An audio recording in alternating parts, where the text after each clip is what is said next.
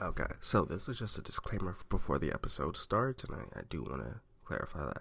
So I haven't been feeling like the greatest recently, so I haven't been putting out like the best episodes or putting them on time, which I'm working on as we speak. If you can hear it in my voice, and definitely in this episode, you might be able to hear it. So, my disclaimer is also kind of, you might hear the audio a little different. That's just kind of me. It's not even edited. It's just my voice. So, that's my disclaimer of that. That's why these have been kind of late the last 2 weeks. But also kind of why you might hear like different audio pitches and you might hear pauses or something in this episode. It's mainly because I'm not feeling it best. Also, why I'm talking about this, I I heard on an episode or on somebody's episode that they consider UK music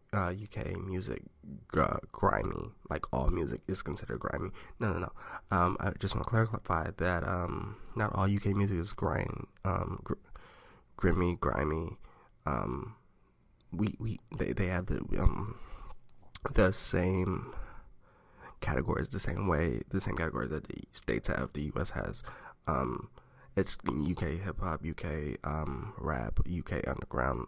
It's not just grimy.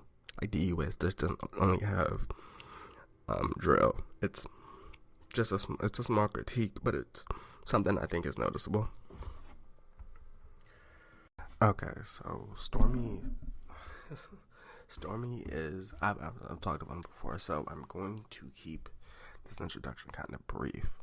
So Stormy decided to release a song called Hide and Seeking, which is the lead single or the promotional track for his album, which is called This Is What I Mean, which we understand. We have a lot of different approaches of doing this, and Stormy is no different. He especially he takes liberties and stuff, and he really creates art. So I have to say that, but let me give you some background information. He's a British artist. For a lot of Americans, that's the UK. So I'm going to simply verify that. He was huge in the underground rap scene in the UK. Then he slightly got more attention after songs like Rainfall being in Watchdog Legions. He's grown and got more publicity that way through certain songs like him being released and Rainfall being picked up by Watchdog Legions, which is big in the States, not so big in the UK, but big in the States. So I think that's what we're going to talk about there. He has a wicked freestyle series that he did over grimy beats, and that's how he got discovered in the underground scene. In the States, he probably got discovered because of that Watchdog Legion's Rainfall opening that he did in that song. And so anyway, I'm going too much into detail. Anyway, on this song, Hide and Seek, he has a lot of features that aren't necessarily known in the States. So he has a lot of features in here, and we get a perspective of what we're getting. And in many promotional songs, we get the lead up to what's going to be on the album with the lead single, and I think we've gotten it with Hide and Seek. And I'm going to talk about that. But I'm going to talk about some of these features that he has. Now, he has Tini on it, but I'm not sure, because the only Tini I know is a Canadian female artist, or Canadian female artist, singer, songwriter, and I'm not sure if that's who's on this track, because there aren't specific credits on the song or the music video. There aren't specific credits for it, so I'm not entirely sure. So Tihi is on the song, and her popular song is Amen, which came out, was it 2020? 2019, 2020 when it came out. The second one, the second one is Oxlade, which is he's also a Nigerian singer slash vocalist, and we hear him.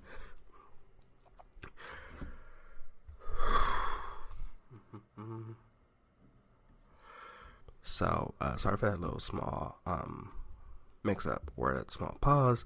However, his most famous song that I think a lot of people know is the O2 song he released on his Oxygen album that he released. Anyway, Stormy is releasing his third album soon, which is called This Is What I Mean.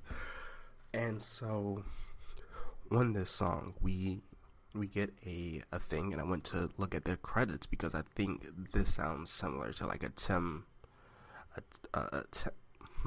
Thames is a British artist, a female artist, and it says Tim was involved with this track, and it does sound like a Tim created track or influenced track, which I think Stormy and Thames influence each other, and they influence Little Sims, and I think that's what happened with a lot of these artists.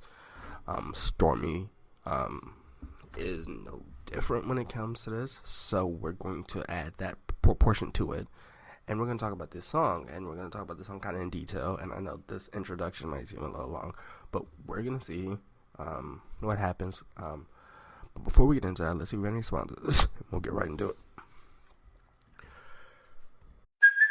Hey, it's Kaylee Cuoco for Priceline. Ready to go to your happy place for a happy price? Well, why didn't you say so? Just download the Priceline app right now and save up to 60% on hotels. So whether it's Cousin Kevin's Kazoo Concert in Kansas City, go Kevin, or Becky's Bachelorette Bash in Bermuda, you never have to miss a trip ever again. So download the Priceline app today. Your savings are waiting.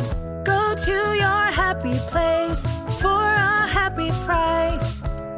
Go to your happy price, Priceline. Okay, so Stormy kind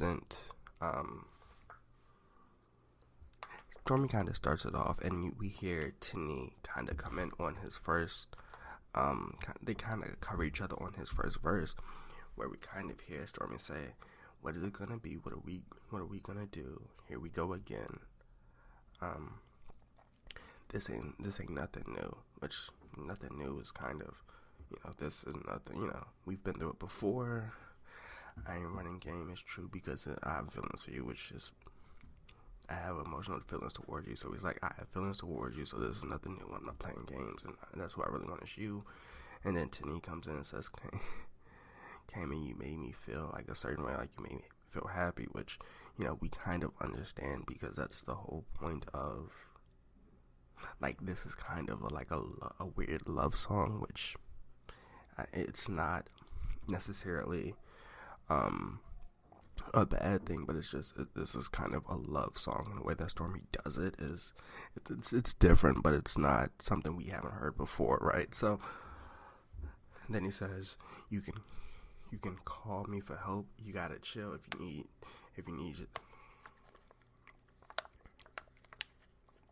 if you need to heal, I'm right there for you. No matter what you need, I'm always there for you, which is kind of just summing it up, that I'm always going to be there for you no matter what you need, which,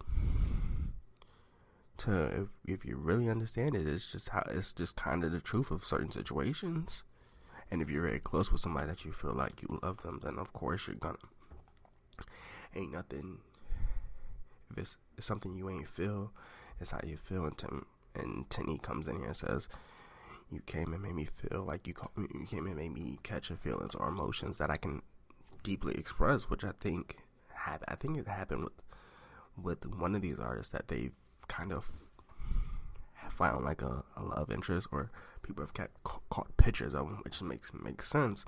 And when one of these verses, he says, this is the kind of this is the kind of stuff that makes me want to create a verse and put a verse down, which could be something that he found love with somebody, which I don't think he's very public of who he fell in relationship-wise. I don't think he's very public with it, but I think there were pictures surfacing, around it.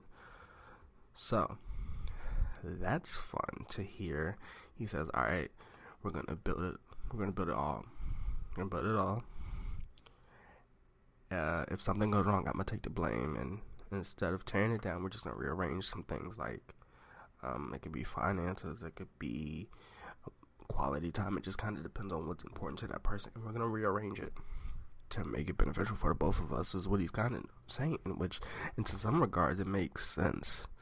And the Stormy's second verse is, and to Stormy's point, I think you get vocalists and you get singers, and you should always use those vocalists and singers throughout your song, and he has them throughout the pre-choruses and the choruses, which aren't bad, but I think, to me, I think there are better ways to use the artist, and that's just kind of my personal opinion on it. It's not necessarily that's something that has to be done, right? So, Stormy's second verse is, what we looking for?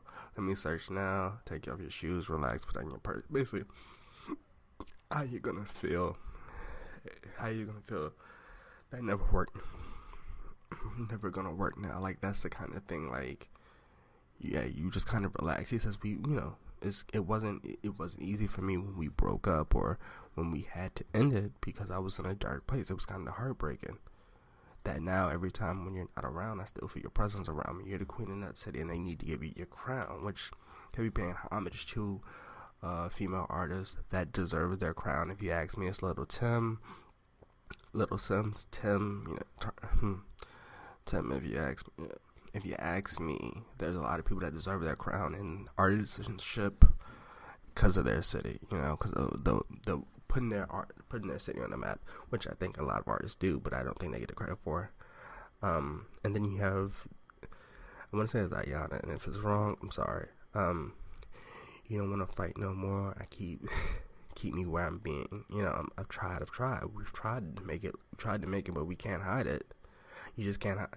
But you just can't hide from love, which is the truth. There's just things when you're in love, it's very hard to hide from it, to hide your emotions, or how to hide the ways you deal with it. That's just what happens. And I think vocally having this as a chorus is just something that this song needed, right? So it's very refreshing to hear it, especially hear a song about love in a kind of a rap kind of genre, or the UK scene. So I do appreciate that. And then Olan says, "Oh girl, you're shining, you're my diamond," which I think to some extent we understand, right? Of you being mine, you're my like kind of a trophy, which is kind of weird. He said, "This me you can side it, you can side in," which is kind of a good thing to hear, especially when you're in a relationship. You want to be able to confide in that person and not have to worry about, oh, I can't go to that person to deal with my issues. And overall, he takes that chorus kind of away. Like, the chorus, the pre-chorus are very much these vocalists / singers / songwriters. And to be honest with me, if you ask me, I think that chorus might have been written by Tim's, but I'm not sure, because Tim's, it might even be the beat. The beat might be a sample in Tim's music, but overall, I do like this song. It's very upkeeping, but I can't wait to see what that album brings. That album might be amazing. And there's so I'm gonna use this kind of part of it to clarify something up. Somebody, I'll use that in my disclaimer, but I hope you enjoyed the episode.